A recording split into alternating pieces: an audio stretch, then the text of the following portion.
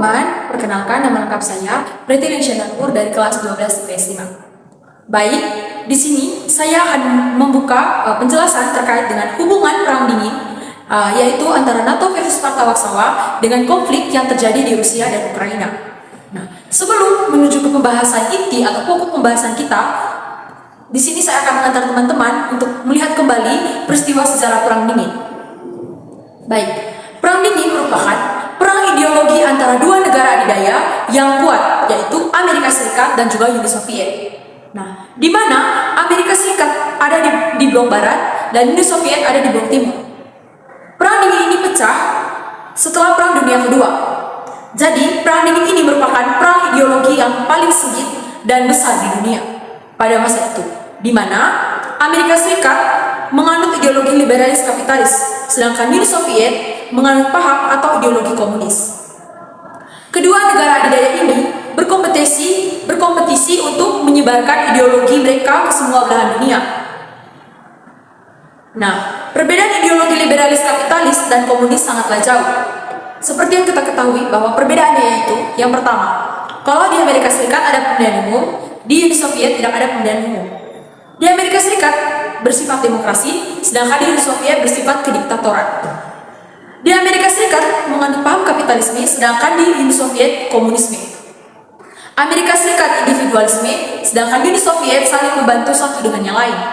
Di Amerika Serikat merupakan negara paling kaya, sedangkan di Uni Soviet basis ekonominya masih lemah.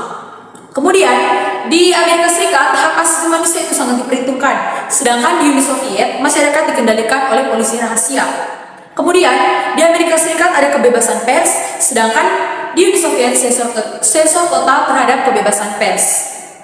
Nah, kira-kira apa yang menjadi penyebab terjadinya perang dingin ini, teman-teman? Yang pertama, Uni Soviet dan Amerika Serikat ini tentunya sama-sama ingin menguasai dunia.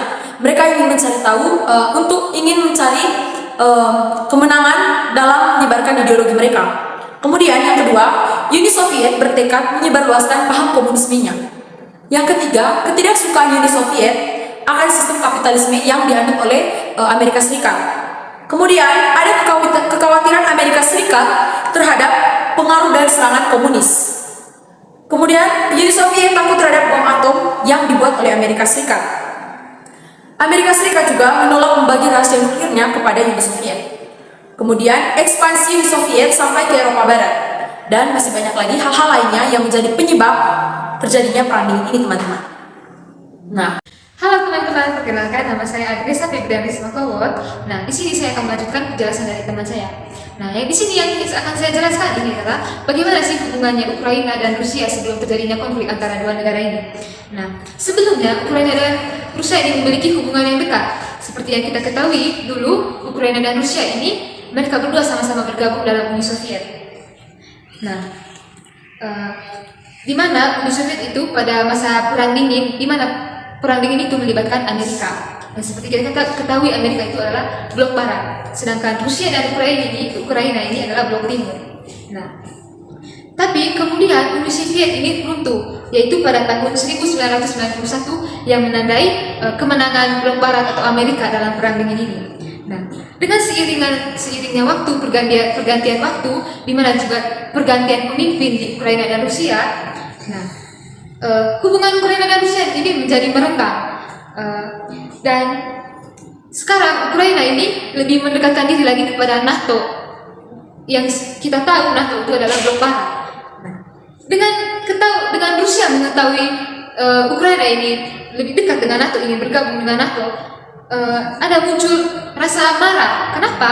Karena kita tahu Ukraina itu termasuk dalam blok timur, di mana blok timur ini memiliki hubungan yang tidak baik dengan blok barat. Nah, itu yang membuat Rusia ini marah. Apalagi kepada Rusia ini khawatir karena Rusia dan Ukraina ini negara yang berdekatan, tetangga. Jadi dia takut kalau Amerika ini memanfaatkan Ukraina ini untuk dijadikan daerah pangkalan militernya Amerika. Nah, itu yang membuat Rusia semakin marah dengan adanya berita bahwa Ukraina ini ingin bergabung dengan NATO. Nah, perang yang terjadi antara Rusia dan Ukraina ini membuat banyak negara juga terlibat dalam masalah ini, seperti Amerika dan juga negara-negara Eropa. Nah, konflik ini juga jadinya bisa menimbulkan ancaman akan terjadinya perang dunia ketiga.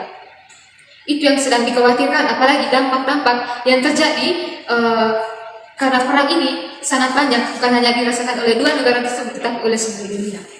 Halo teman-teman, perkenalkan nama saya Catherine Priscilla April dari kelas 12 IPS 5. Di sini saya akan menjelaskan bagaimana permulaan Ukraina dan Rusia itu berperang atau berselisihan. Jadi, awal dari konflik kedua negara ini itu adalah dimulai pada tahun 2014 di mana Rusia melakukan invasi ke wilayah Ukraina yaitu Crimea. Kemudian memicu pemberontakan separatisme pada wilayah Ukraina yang mendukung berpisahnya dengan Rusia.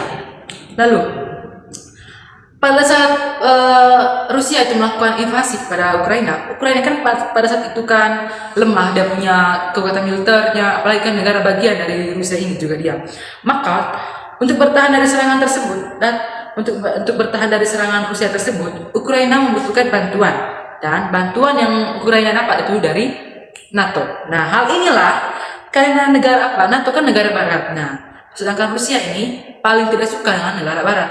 Seperti yang dijelaskan tadi sebelumnya itu berkaitan dengan masalah perang dingin, masih berkaitan dengan ideologi atau organisasi Pakta Warsawa dan NATO. Nah, di sini dikarenakan Ukraina ini mencari bantuan di negara barat, nah Rusia kan tidak suka, Rusia sangat tidak suka hal yang Ukraina buat ini. Padahal kan dia mau nih Ukraina bergabung dengan dia, makanya tadi dia menyerang tuh wilayahnya Ukraina ini. Tapi karena Ukraina tidak mau, apalagi tindakannya Rusia ini membuat tindakan separatisme seperti itu tadi, makanya Ukraina langsung melakukan tindakan untuk meminta bantuan ke wilayah barat atau organisasi NATO di mana yang dipegang itu oleh Amerika Serikat. Lalu selanjutnya, hal ini tuh kan sangat berlawanan dengan apa yang terjadi saat perang dingin. Karena pada saat perang dingin tadi kan Ukraina dan Rusia ini bersatu dalam Uni Soviet untuk melawan blok barat yang memiliki fakta pertahanan yaitu NATO. Rusia tidak suka melihat perubahan Ukraina ini dan khawatir akan NATO yang melakukan ekspansi ke wilayah di dekat Rusia, sehingga Rusia memberikan ancaman kepada Ukraina untuk tidak bergabung ke dalam NATO. Saat itu, Rusia juga melakukan mengeluarkan beberapa pasukan dan senjata di perbatasan Ukraina untuk menghalau bantuan dari NATO ini dan juga menghancurkan negara Ukraina ini supaya negara Ukraina itu memiliki kesadaran diri untuk kembali kepada Rusia sebagai sebagai dia punya fakta pertahanan dia pertama kali, supaya kembali lagi ke tempat asalnya dia, supaya Ukraina sadar diri bahwa yang membantu dia selama itu Rusia. Tapi pada saat itu tuh Ukraina tidak pernah mau balik lagi ke Rusia ini, malahan dia maunya untuk tetap ke wilayah barat ini, dia tetap kekeh untuk kembali ke wilayah barat, dia tidak mau lagi bergabung dengan Rusia. Makanya Rusia terus menggencarkan serangan-serangan bersenjata ataupun pokoknya menghancurkan wilayah Ukraina, bahkan menghalau bantuan dari luar untuk membantu Ukraina ini. Lalu, Rusia itu tidak menginginkannya adanya campur tangan dari negara-negara lain.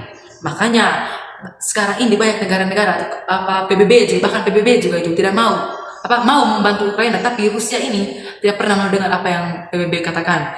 Resolusi lah atau ada pembentukan supaya menghentikan peperangan inilah. Rusia tidak mau. Rusia tetap mau supaya Ukraina ini sadar diri, supaya dia kembali ke dalam Rusia lagi. Jangan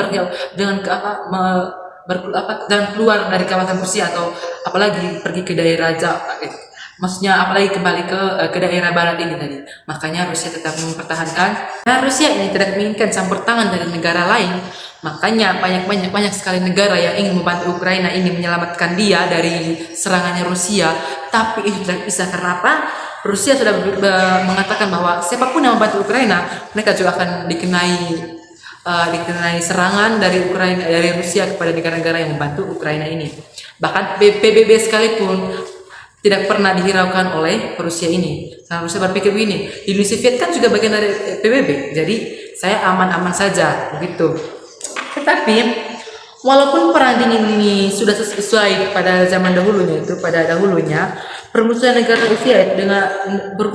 negara Rusia dengan Barat itu masih ada, sehingga dapat dilihat dari keterkaitan dari peristiwa perang dingin dengan konflik Ukraina sekarang, di mana ketegangan dan permusuhan negara itu masih ada, dan usaha Rusia untuk menahan kesebarannya kekuatan Barat terutama NATO ke dalam wilayah Uni Soviet dahulu Melihat peristiwa ini yang menginginkan pada perang dingin menimbulkan kekhawatiran akan terjadinya perang dunia ketiga. Terlebih lagi dengan melihat keadaan Ukraina yang menghadapi serangan-serangan Rusia.